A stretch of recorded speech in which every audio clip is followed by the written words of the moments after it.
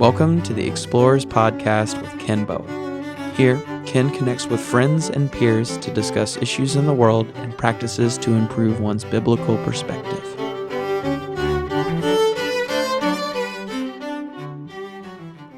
This is Ken Boa, and welcome to Explorers Podcast. And I have my special friend and guest with me this day, Glenn Sunshine. And Glenn and I have worked together on a wide array of projects and things, and we have a great cognitive synergy, I suppose is how I would put it. I always enjoy your time.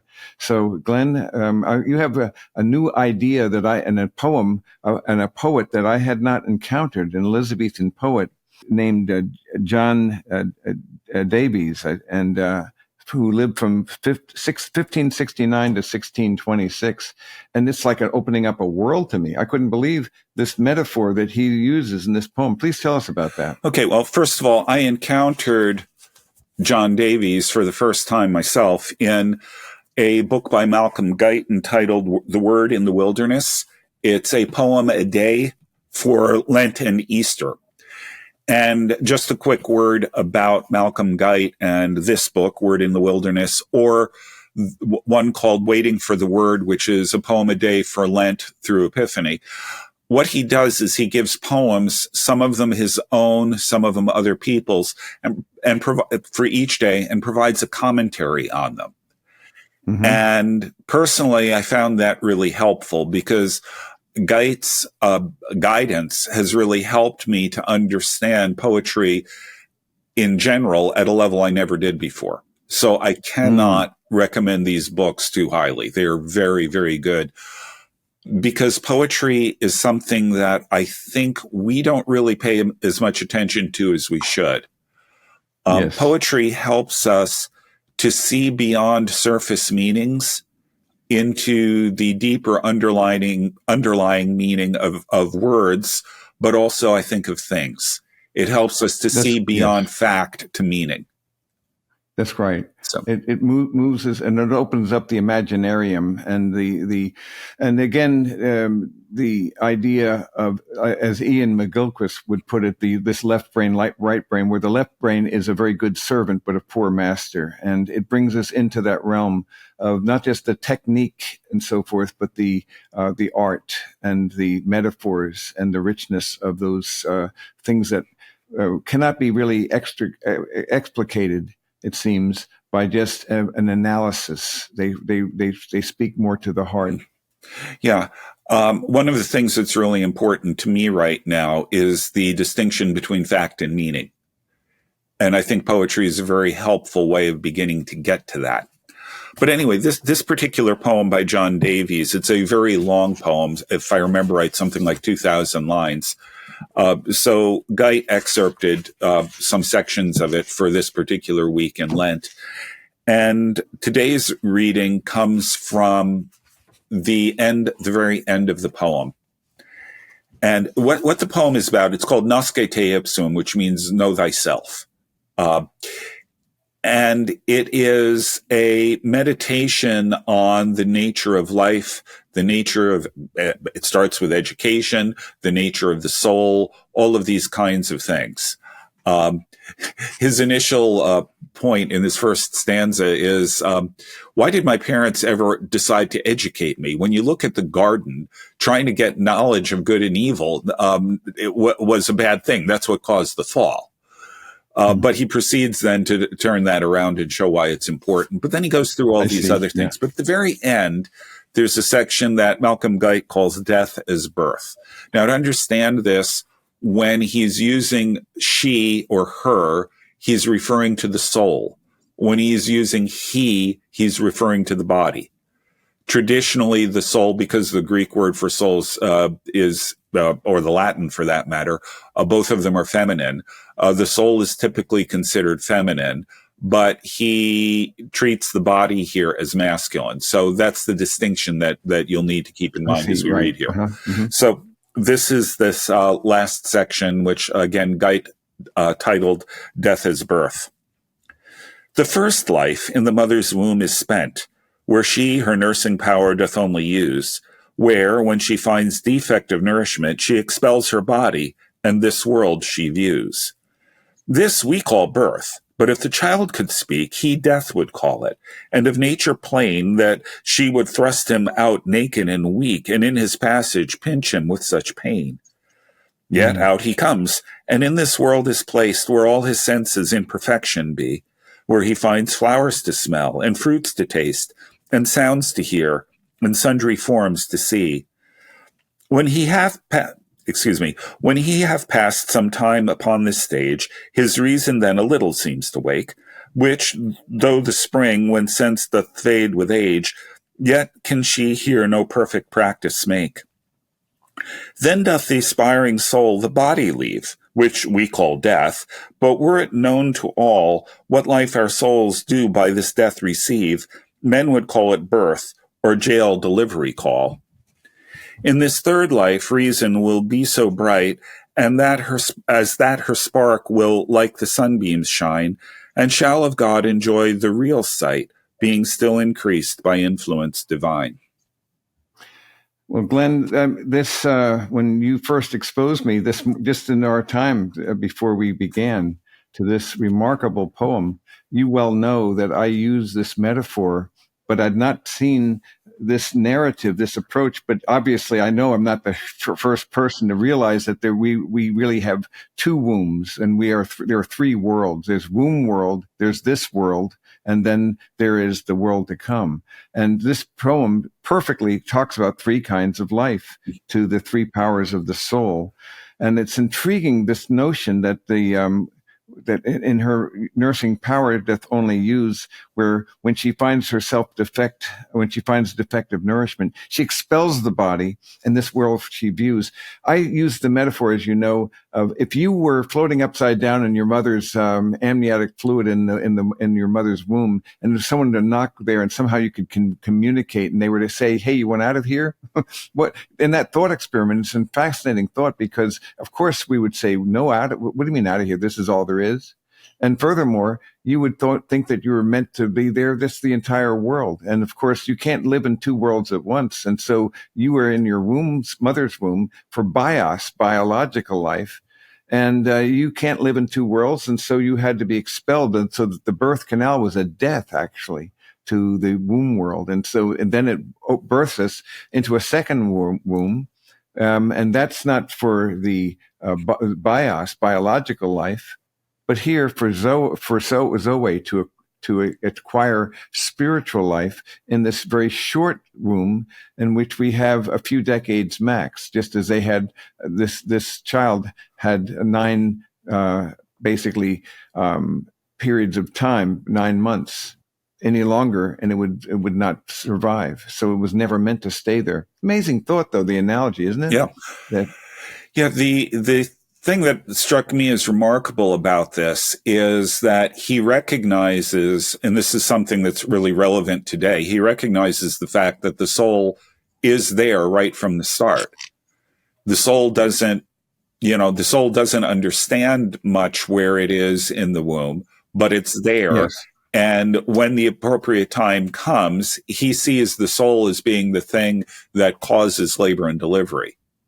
Yes. When he talks about reason, this is more than what we think of as reason. It's more than just intellectual ability. It involves spiritual senses and all of those kinds of things as well. Yes. So we need to understand that that's a broader category here.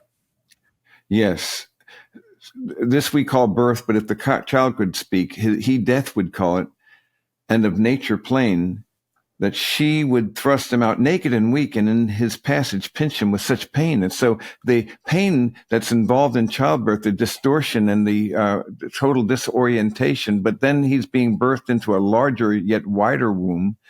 And here we have an existence, and we have experiences that the child could never have known about. The experience of table fellowship. In fact, he just described it. There he finds flowers to smell and fruits to taste, sounds to hear, and sundry forms to see, which were never options in womb world. He could not have imagined those things. And so to me, there's an analogy that this is a larger soul-forming world in which we are here for a brief sojourn as wayfarers and pilgrims. And therefore, what we call death is really a second birth canal. And that's what I see in this poem as well. This is the first time I've just seen it as a poem, though. Yeah, I am not as adept with poetry. I don't know as much poetry as you do, but for me, John Davies was a real discovery. This is a gem. Yeah. It's an Elizabethan gem that I was not aware of, and so now you've opened up a whole door to me. And Malcolm Geit opened that up to us. Yeah. But you're stumbling upon this remarkable poem. I'm going to, of course, you can bet I'll be using it. Yeah. The thing about John Davies, when I looked him up, he actually helped lay the legal foundation for the British Empire. I mean, he's an important figure in a lot of ways. So this was like an avocation for him, this poetic world in which I wonder how widely he published in his time. It's unlike George Herbert, whose work became known only after his death. I expect that he was probably known in his life and published this vast array of things that I have not seen, but look forward to reading. Yeah, well, given his prominence, my guess is that his poetry was probably fairly widely distributed. But there's something that we don't really often remember. When we look at the Elizabethan Renaissance, Donne and Shakespeare and Marlowe, all of those guys, if you look at their total output of everything everybody involved in the Elizabethan Renaissance published, there are any of a dozen Puritan divines that outpublished single-handedly, that outpublished the entire output of the Elizabethan Renaissance. And what that says is that the educated public, the literate public, were deeply, deeply interested in religious and theological matters, and actually sided overwhelmingly with the Puritans on these matters theologically. Now, it's interesting that what Davies does, when you look at the total sweep of this poem, he is looking at issues that are deeply theological, but he's writing them up as poetry, analysis of what is reason, what are the senses, how do the soul and body connect? All of these kinds of things are there. These are the sorts of things that a theologically literate and interested public would be talking about or would be interested in. And Davies, as part of that world, is taking his meditations, his thoughts, his ideas on all of these things and converting them into a poetic form. I think it's a remarkable achievement. It's just this little I've seen thus far illustrates your very point that using these metaphors and these images, you're able to convey theology in many ways in a richer, more full-orbed manner. Again, I'm just struck as I'm reading really with you here for the first time of having opened it up. And it took me quite a while to find the exact line because it looks like about 2,000 lines. But unfortunately, they were not numbered. And so it was hard to navigate our way through this poem. But then he goes on to say, after speaking about this idea of flowers, sounds, forms in this world, again, this wider womb that had options and possibilities he could not have even conceived of, no categories to even imagine it. And you can see in my mind many analogies that the greatest goods that we have here are only hints of greater goods we cannot yet name. But then he goes on to say, when he hath passed some time upon this stage, the stage of life, his reason then a little seems to wake, which though she spring when sense doth fade with age, yet can she here no perfect practice make? So he realizes this is not it. Mm-hmm. And my senses, as I get my greater capacity in my understanding, perhaps in my experience, my common sense, my knowledge, just as I'm acquiring that wisdom, my body is diminishing. my senses, my sensorium is being taken away from me. So there's a great frustration, isn't there, where our capacity exceeds our cognitive capacity, and our spiritual capacity exceed our physical. Yeah. So you'll notice here that his entire description of human life in this world is that those two stanzas. That the first thing that happens after birth is we have a sensory experience of the world, which we hadn't had before. Now, today we know that that's not exactly correct, that babies in the womb hear things and so on. But still, we can go with this. It's a vastly expanded sensory experience. Yeah. But then, after a certain amount of time, reason begins to awake. And that's when our intellect, our spiritual life, all of these things begin to emerge. But in this life, they never emerge completely. They're there, they're tantalizing hints, but there's more to come. We know, the soul knows that there's more to come. And so as our bodies begin to decay and all of that, at a particular point, the soul says, well, we're done, and leaves. That's the next verse. That's the idea. And it leaves. Again, we say that youth is wasted on the young, or we grow too soon old and too late smart. And of course, the whole problem, as I put it sometimes, is that age conspires with God to transfer our hope from the temporal to the eternal. Because here, just as you're acquiring skill, just when you acquire some wisdom and some experience and some knowledge, you're forced to lay your instruments down. Yeah, the great quote from Tozer. It's like Tozer's idea, that there's just not enough time, not enough opportunity to do all that the constitution of our natures tells us we're capable of doing. So there's this sad frustration, but it's compensated by a growing spiritual apprehension. Even though our bodies are fading, yet our inward man can be renewed day by day. So there is this transitory dynamic that he describes. And so in this in the next stanza, then doth the aspiring soul the body leave, which we call death. But were it known to all what life our souls do by this death receive, men would call it, would it birth or jail delivery call? Birth or jail. That's an interesting way he's saying. Birth or eternal death. Am I reading that correctly? Yeah, I think that's correct.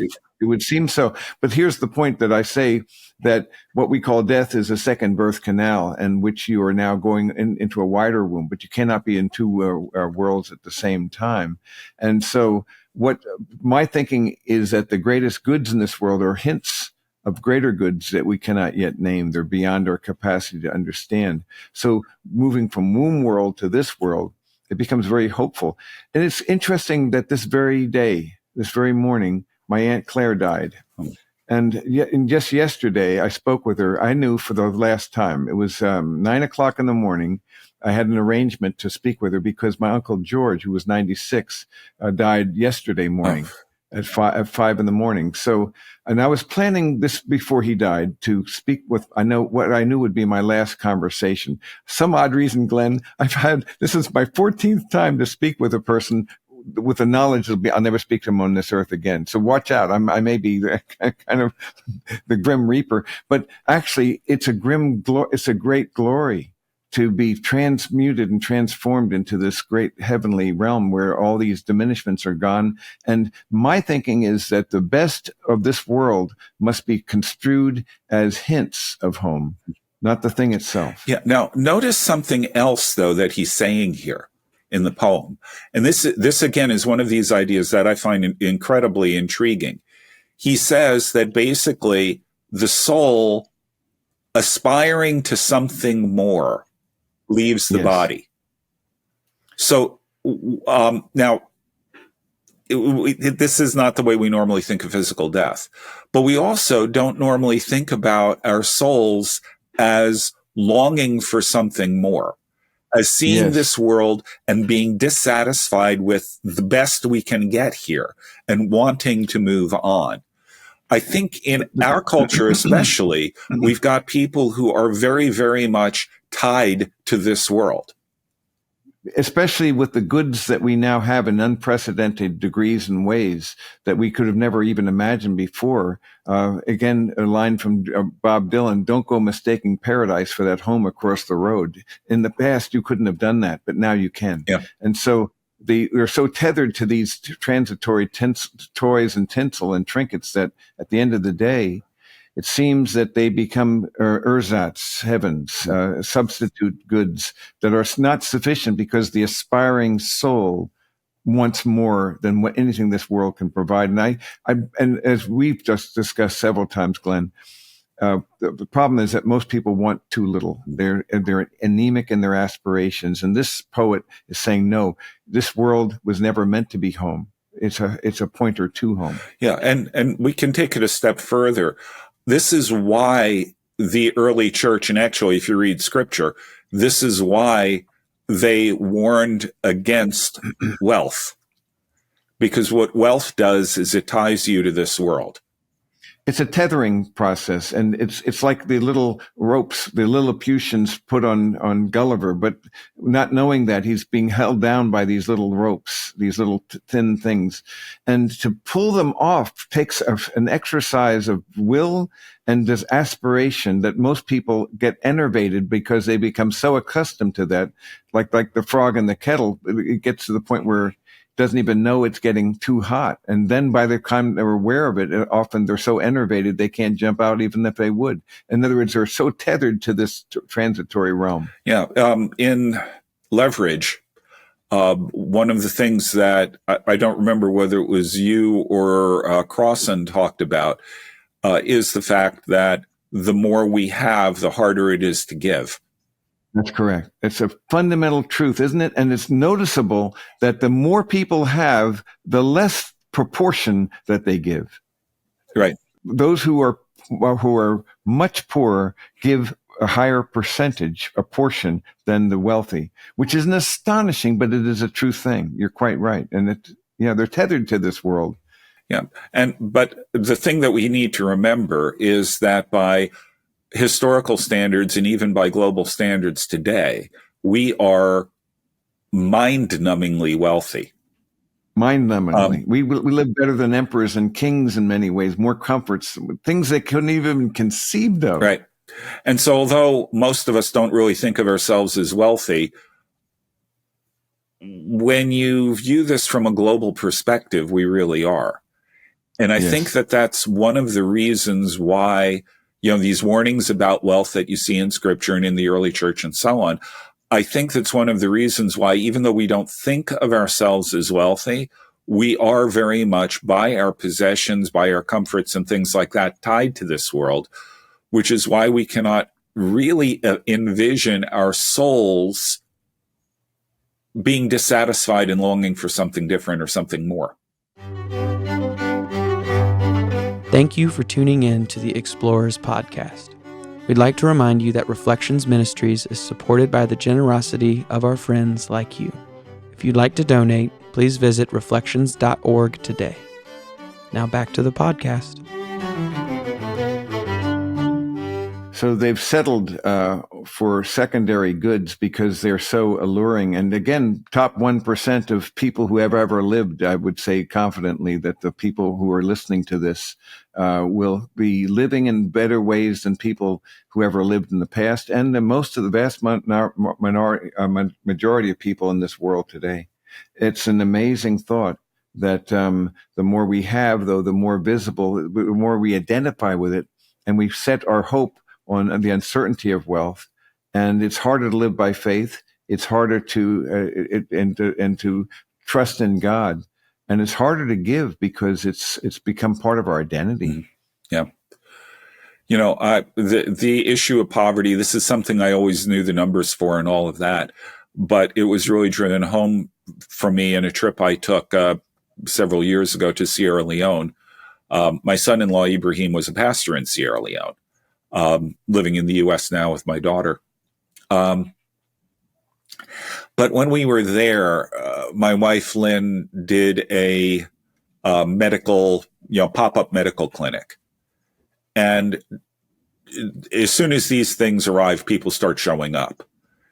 And we're in a situation where Lynn was an RN, so she was put in charge of doing malaria tests. Anybody that came in with a fever was given a malaria test. Every one of them had malaria. Another person came in and was complaining about a particular pattern of pain that she had. And the nurse practitioner that was essentially a nurse practitioner said, okay, well, she has typhoid. And Lynn said, how do you know? She said, well, I've had typhoid. This is the standard set of symptoms. There was a kid who came in with an infection on his foot, and Lynn looked at it. It was a serious infection. And she's thinking, okay, we need to start IV antibiotics. We need to irrigate this, all of these kinds of things. All they had to give him was Tylenol. And in fact, they had to shut down the Tylenol was basically pretty close to the only medicine they had. And when they had to shut down when they ran out of Tylenol, and Lynn realized she had a little bottle of it in her purse, so she brought it out, and that enabled them to treat 3 more people. Treat in quotation marks. I see. Isn't that incredible? That's what poverty looks like. That's what poverty is. It's grinding, and it takes all vitality. It enervates. And the wealth that we have is so, by contrast, so powerful that it is very difficult to convince people to cultivate an eternal perspective in this temporal arena. Let's go back to our poem, the next stanza, when he says, and he's calling this again, as we saw, 3 kinds of life answerable to the 3 powers of the soul. And so he speaks about the birth and the body and the senses and reason and death. In this 3rd life, reason will be so bright that her spark will be like the sunbeams shine, and shall of God enjoy the real sight, being still increased by influence divine. Even there, I love the idea that there's going to be a continual further up and further in. Even there, it'll continue to, it's not going to be static, but a continuing growth in that 3rd life. And for people to have a desire, and it's very difficult to get people to long for home, and to they want to cling to this life rather than to be desirous. For me to be with Christ is far better, but it's very hard when a person has a huge pile of wealth that tethers them to this world. Yeah, the interesting thing is he's used the imagery of light before in the poem, and light for him, Jesus says, I'm the light of the world. Light for him points to God, and specifically to the Logos, who enlightens every man coming into the world. So an earlier excerpt, which you won't have in front of you. The power which gave my eyes the world to view, to see myself infused an inward light, whereby my soul, as by a mirror true, of her own form may take a perfect sight. But as the sharpest eye discerneth naught, except the sunbeams in the air do shine, so the best soul with her reflecting thought sees not itself without some light divine. To judge herself, she must herself transcend, as greater circles comprehend the less. But she wants power, she lacks power, her own powers to extend, as fettered men cannot their strength express. O light which makes the day, which seest the eye, which sets the eye without and mind within, lighten my spirit with one clear heavenly ray, which now to view itself doth first begin. But thou which didst man's soul of nothing make, and when to nothing it was fallen again, to make it new the form of man didst take, and God with man becamest the man with men. So what great richness. What he's saying is that we cannot even see our own soul. We cannot even see what's going on within us apart from God shining his light in. And, divine illumination. We think, as Christians, I think we fall into the trap of thinking of divine illumination as only about God opening up our mind and heart to scriptures or to spiritual truth or things like that. Historically, the church has always believed that for Christian or pagan or Jew alike, all knowledge is mediated by the word. All knowledge is mediated by the Logos. So Christ is in the world literally enlightening every man, every Mm-hmm. person Mm-hmm. who is in the world. Yes. And So there's a well, and then when we get to the stanza that you just read about the third life, it's that yes. same light that we are now seeing, and in ever clearer and more profound ways. There's the whole idea of reflecting back that glory of God, but you cannot know yourself without your knowledge of God. And so you must know him, and only he can then open the eyes to what you cannot see and see the unseen in this visible realm. But notice he's also using the metaphors that are basically inside out rather than outside in, and it's top down rather than bottom up. Yeah. The title of the poem, Agnosce te ipsum, means know yourself. And what he's saying is you can't. You can't. Apart from God shining his own light into your soul. Because the soul, just like the body can't see without light, the soul can't see without light. And if we're shut in on ourselves, we're in darkness until the light of Christ shines on us. That's that. Here's a supplementary thing that came to my mind, Glenn. Years ago, I created a newsletter. It was in November 1983, that long ago, called Reflections. It was actually 12 years before I founded Reflections Ministries. And it was a double entendre, because reflections really means two things: reflections on God's truth, but also reflecting God's truth, so that you become a mirror. And so as to the first, Romans 12:2, don't be conformed to this world, but be transformed by the renewing of your mind, and proving what the will of God is, good and acceptable and perfect. So that's the renewing of the mind, and that's true. But I think the other part, and I think this poem is revealing that too, is that we all, with unveiled face, beholding as in the mirror the glory of the Lord, are being transformed into the same image from glory to glory, just as from the Lord the Spirit. It's where you become a reflection of, but you cannot know that or apprehend that without being illuminated by God's light. And so this whole process of actually receiving this, and so you now in Christ, you in a mirror, you're seeing the glory of Christ, as he was rightly saying, that would require the incarnation and his work to purchase and pursue us. But at the same time, you're in that mirror, but then you're also being transformed. So there's both the new person that you become in Christ, but then there's this growing dynamic, being transformed into the same glory from image to image. And to me, that's very consistent with this idea that and being increased by influence divine in this third life. Yeah. And the great hope then for the soul in Davies' poem is that we will not be facing any more of the limitations. The soul knows that we're only barely touching what's real here. And it's longing for something more. And in the third life, the soul will end up being satisfied, will be filled, and will be continually being filled more as capacity to receive light grows. I think that's right. Going back to wealth that tethers us to this world, 1 Timothy 6:17, instruct those who are rich in this present world not to be conceited, number one, or second, to fix their hope on the uncertainty of riches, but on God, who richly supplies us with all things to enjoy. He's identifying two out of the three things that are down, that because money is never neutral.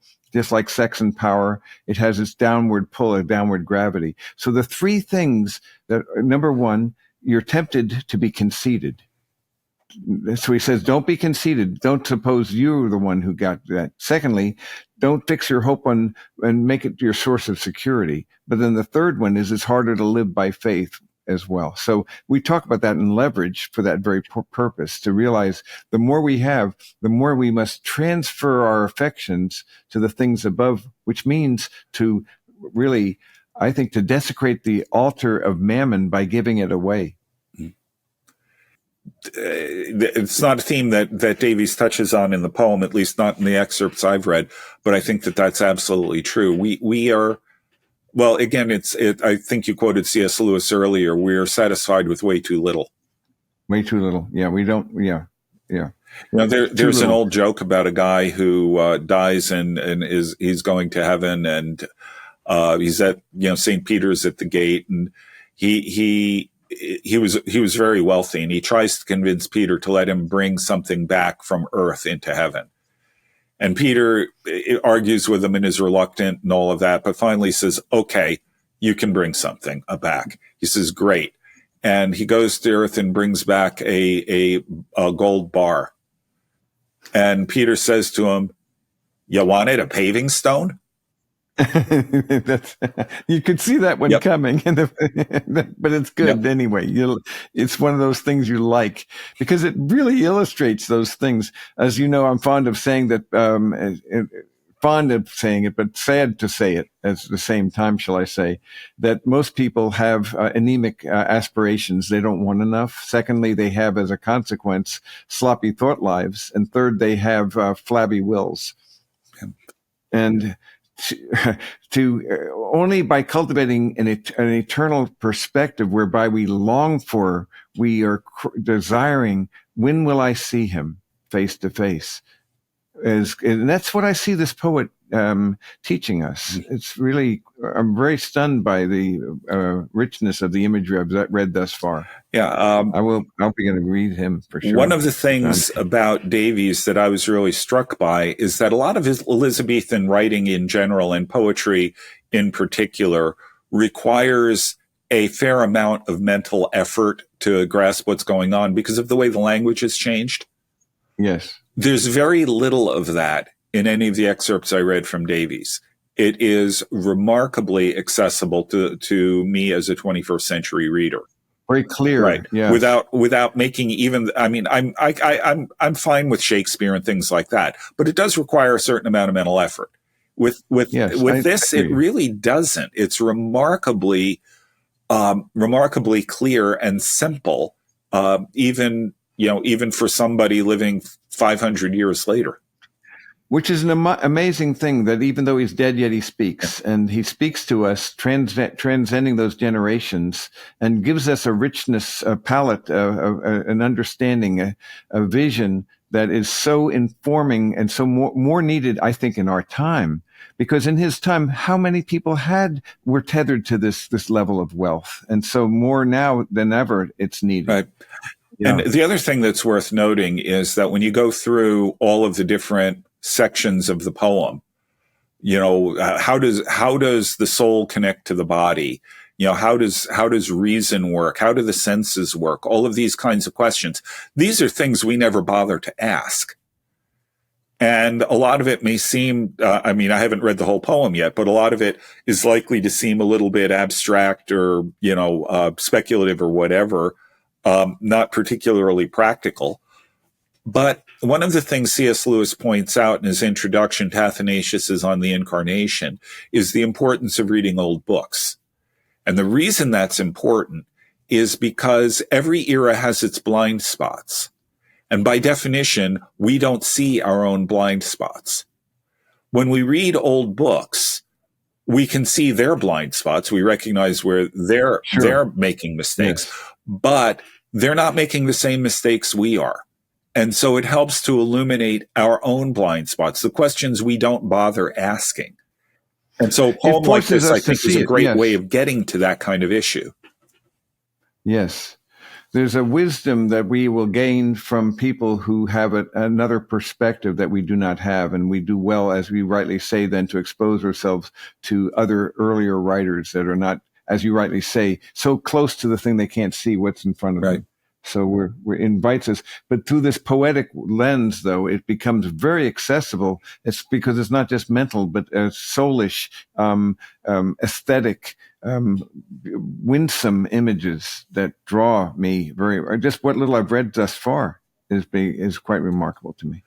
Yeah, for me, this was a great discovery. I want to do more with poetry, and this is going to be top of my list for new books to acquire. I can see why. So I'll just let me know which one you order, and I'll go order the same. Maybe what we could do is work our way through this great gem that, oddly enough, we never discovered before. Yeah, his works are available in 2 volumes, several hundred pages each, if I remember right. And there's a Create Space reprinting of the 19th century. I think it's more or less the definitive edition. And those will probably be the ones I'll be getting. Okay. Just let me know. Yeah. But I'm pleased to see this metaphor being used in that way. I knew, of course, something that I've always struck me as being very helpful for people. And when I do the ceremony at the Arlington Memorial Cemetery for my aunt and uncle, it takes about 3 months for them to get a spot there. I will use that womb world illustration to describe how what we call death is actually the second birth canal. That's a comforting and powerful word, and gives us, I hope, a greater longing for the things above, and rather than just to be satisfied and try to slake our eternal thirst on something that's finite and temporal. Yeah. One thing that's worth noting about the kind of obvious joke that I told about paving stones, what it suggests too is that nothing good in this world is going to be lost. But it is. That's how I see but it is going to be so much inferior to what we get in our third life that it will seem like the best that we have here will seem like nothing. Yes, the least of heaven is going to be greater than the greatest of earth, but the greatest of earth are hints of the least of heaven. Yeah. And with those thoughts together, this is a great discovery. Let's plunge in together on our own and see what other gems we'll uncover. Sounds good. I've been with my guest, Glenn Sunshine, and this has been another episode of Explorers. And welcome you to look it up, to subscribe to us, and to see how you can integrate the spirit and the soul and the body, that the synthesis of all these things work in a collective whole. So lovely to be with you this time. Thanks for having me, Ken. Thank you for being a part of the Explorers podcast. Please like and subscribe, and we'll see you next time.